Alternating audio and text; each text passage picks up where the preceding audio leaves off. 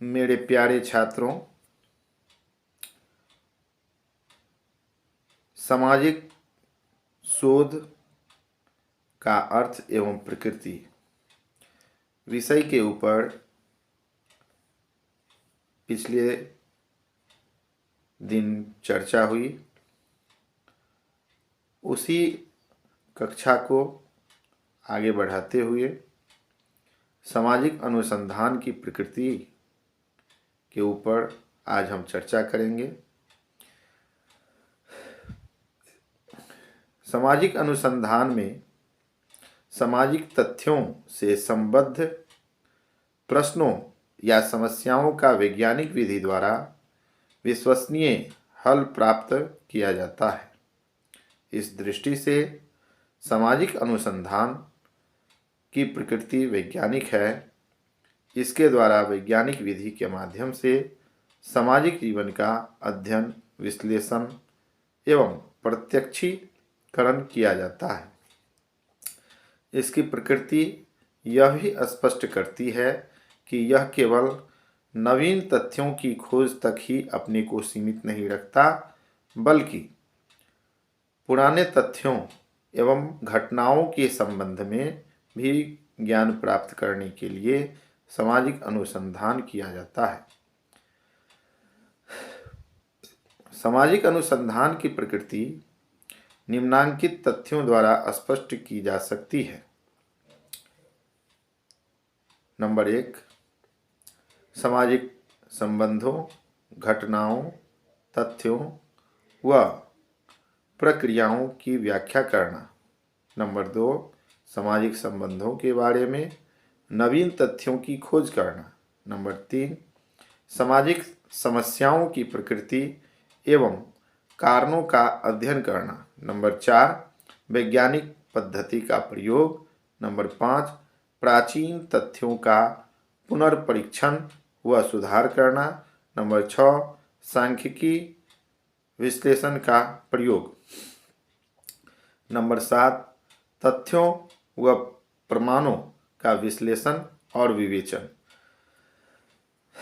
इस प्रकार सामाजिक अनुसंधान में सत्य की खोज तथ्यों पर आधारित रहती है। पहले उपकल्पना का निर्माण किया जाता है, फिर अनुसंधान यंत्रों का चुनाव करके तथ्यों का अवलोकन तथा संकलन किया जाता है। इसके उपरांत सामग्री का विवेचन करके समस्या से संबंधित नियमों, उपनियमों का निर्धारण किया जाता है। सामाजिक जीवन में परिवर्तन होते रहते हैं, अतः सामाजिक अनुसंधान द्वारा नवीन ज्ञान की प्राप्ति होती रहती है। इसलिए अवलोकन तथा कार्य कारण संबंध वैज्ञानिकता के मूल तत्व हैं। अतः सामाजिक अनुसंधान की प्रकृति वैज्ञानिक है और सामाजिक अनुसंधान विज्ञान है। अब सामाजिक शोध के उद्देश्य। सामाजिक शोध सामाजिक वास्तविकता से संबंधित है, अतः इसका उद्देश्य सामाजिक वास्तविकता को यथासंभव वस्तुनिष्ठ एवं क्रमबद्ध रूप से समझना है। इसका उद्देश्य केवल ज्ञान प्राप्त करना ही नहीं है, अपितु ज्ञान को व्यवहारिक जीवन में पाई जाने वाली समस्याओं के समाधान के लिए प्रयोग में लाना भी है।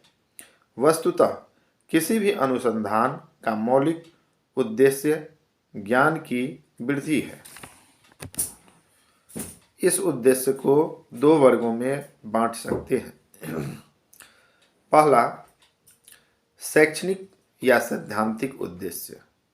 दूसरा, व्यवहारिक उद्देश्य। पुनः सैद्धांतिक या वैज्ञानिक उद्देश्य को 4 विभागों में, उपविभागों में बांटा जा सकता है। पहला, सामाजिक जीवन व घटनाओं के बारे में ज्ञान।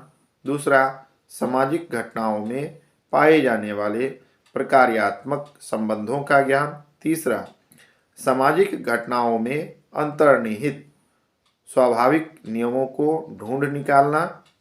चौथा, प्रयोग सिद्ध तथ्यों के आधार पर वैज्ञानिक अवधारणाओं का निर्माण। इसी प्रकार व्यवहारिक उद्देश्य को भी 4 उपविभागों में बांटा जा सकता है।